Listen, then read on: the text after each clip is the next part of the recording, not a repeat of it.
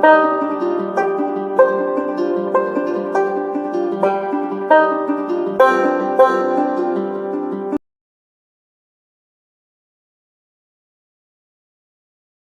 पाहिजे, नाही तर मी आपलं इथे बोलायला उभी राहीन आणि माझ्यासाठी शिट्टी वाजेल पहिल्यांदा, तर तसं नको व्हायला.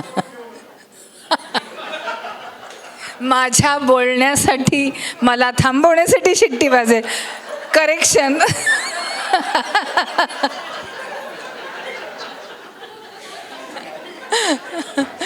आत्ताच कृष्णा सरांनी सांगितलं त्याप्रमाणे आपण जेव्हा एकत्र येतोय पुस्तकप्रेमी सगळे, तर आपला एक उद्देश हाही असतो की आपल्यामध्ये ज्यांची पुस्तकं प्रकाशन होत आहे ते पुस्तक प्रकाशनाचं आपण कौतुक करावं. तर आजचं हे कौतुकाचं पहिलं आपण हे सत्र आपण चालू करतोय. रंजनाताई शितोळे यांचं हे पुस्तक आहे. आता रंजनाताईंच्या बद्दलचं सांगायचं तर मला त्यांच्याबद्दल जरा आत्मीयता जास्त वाटते, कारण ते पुणेकर आहेत. अहिल्याबाई प्रशालेमध्ये त्यांचं शिक्षण झालेलं आहे. SP मधून त्यांचं ग्रॅज्युएशन झालेलं आहे. त्यामुळे पक्क्या पुणेकर आहे, जन्माने कर्माने पुणेकर असणाऱ्या. हा एक मग धागा आहे. आणि दुसरं असं की त्याही अभाविपसाठी त्यांनी काम केलेलं आहे. मी सुद्धा विद्यार्थी परिषदेचं काम केलेलं आहे, त्यामुळे तोही एक धागा कुठेतरी त्यांच्याशी मला पटकन जोडला जातो आणि ते मनस्वी मला ते खूप छान वाटतं त्यांच्याशी बोलताना आणि हे करताना. आणखीन एक महत्त्वाचं म्हणजे आपण सगळे इथे जास्त करून म्हणतो की पुस्तकप्रेमी आहोत आपण, पण हिंदी भाषा आपण जास्त करून मराठीमधनं बोलतोय, मराठीमधनं लिहितोय. पण रंजनाताईंचं वैशिष्ट्य असं की त्यांचं मराठीप्रमाणेच हिंदी भाषेवर सुद्धा तितकंच प्रभुत्व आहे आणि या सगळ्याचं श्रेय ते आपल्या वडिलांना देतात. त्यांच्या वडिलांच्या प्रोत्साहनामुळे, त्यांच्या पाठिंब्यामुळे त्यांनी आज हिंदी भाषेमध्ये सुवर्णपदक मिळवण्या इतकी त्यांची भरारी गेलेली आहे. तर अशा प्रतिभावान लेखिका आपल्यामध्ये आहेत आणि त्यांच्या पुस्तकाचं आज इथे आपण प्रकाशन करतोय. त्या प्रकाशनासाठी मी इथे मंचावर बोलवते Arun Mhatre sir, Hemant Kher sir. Arun Mhatre sir नाही आले का? हेमंत खेर, अनिल नागराळे, सुनील गोबुरे सर आणि प्रदीप तळेकर. रंजनाताई, नोकरीच्या निमित्ताने आपण जेव्हा भटकंती करतो ना, त्यामुळे रंजनाताईंनी पूर्ण महाराष्ट्र पालथा घातलेला आहे. असंख्य लोकांना त्या भेटलेल्या आहेत नोकरीच्या निमित्ताने आणि त्यामुळे त्यांचे हे प्रवासाचे आणि लोकांचे जे अनुभव आहेत ते त्यांनी अतिशय छान रीतीने शब्दबद्ध केलेले आहेत.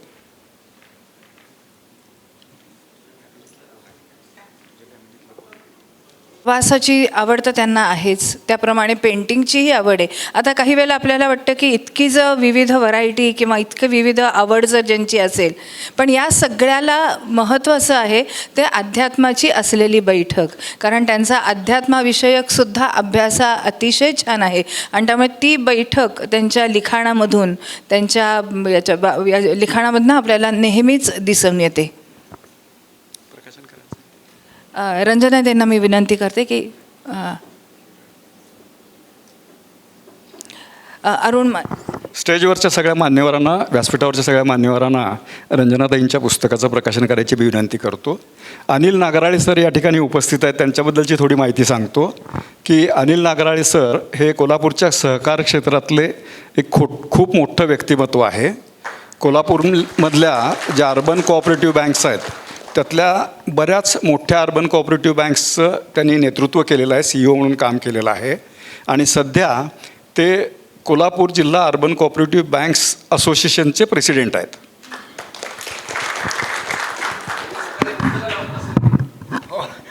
नाही, सगळ्यात महत्त्वाचं म्हणजे त्या ओळखीपेक्षा, बँकिंगमधल्या कामाच्या ओळखीपेक्षा ते अतिशय उत्तम कवी आहेत आणि सैनिकांसाठी एक मोठी NGO ते स्वतः चालवतात.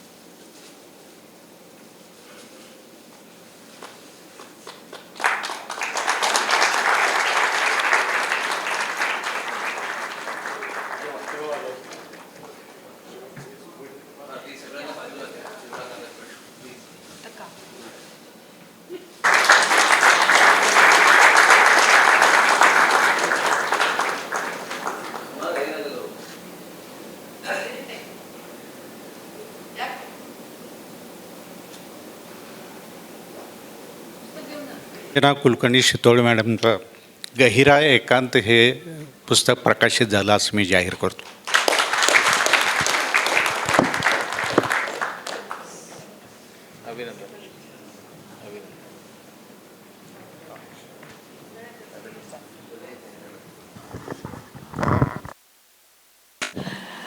मी रंजनाताईंना विनंती करते की त्यांनी त्यांच्या गहिरा एकांत या नवीन पुस्तकाबद्दल 4 शब्द बोलावेत.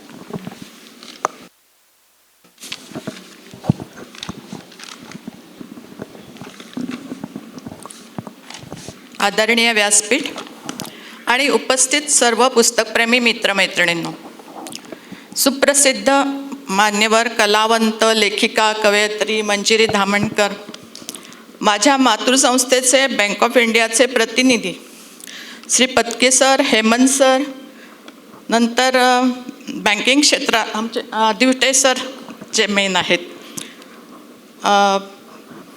लेखक कवी हेमंत सर, बँकिंग क्षेत्रातील मोठं दिग्गज नाव असलेले अनिल नागराळे सर, गझलकार प्रदीप तळेकर, लेखक गायक सुनील गोबरे यांच्या हस्ते आणि समोर बसलेल्या आपण सर्व नामांकित लेखक, कवी, रसिक, कलाकार, चित्रकार, फोटोग्राफर आणि माझे कुटुंबीय यांच्या उपस्थितीत माझा हा पहिला काव्यसंग्रह प्रसिद्ध होतोय, प्रकाशित होतोय.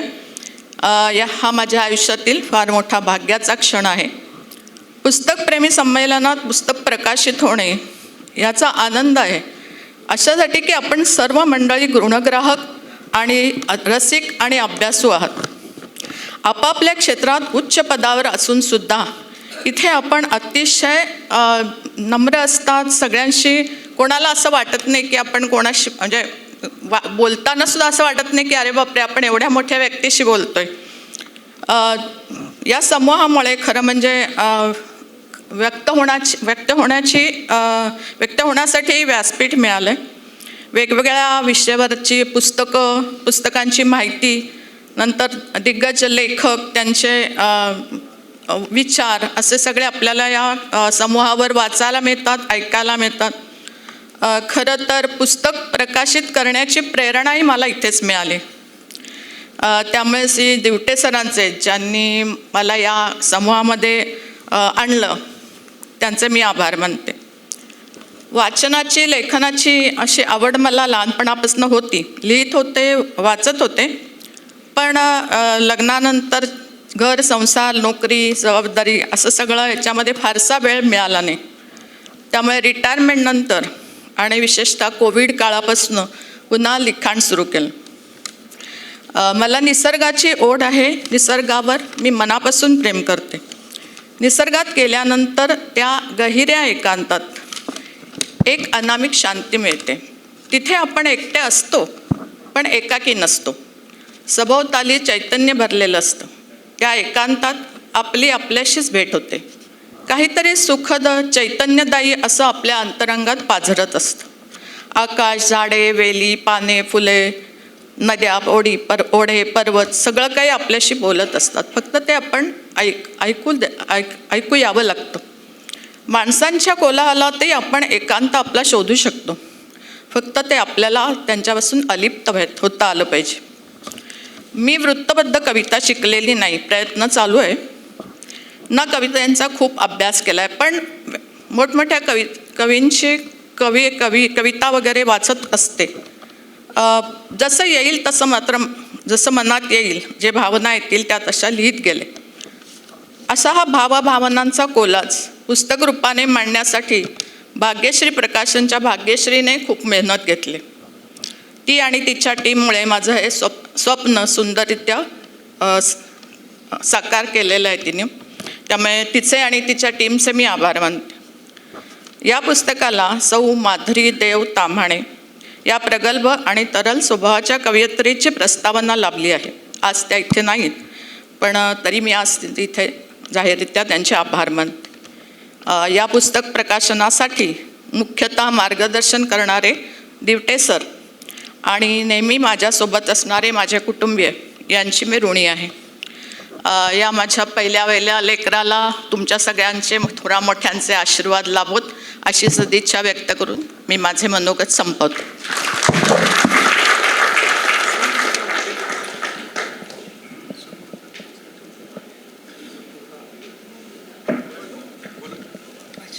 अद्वैत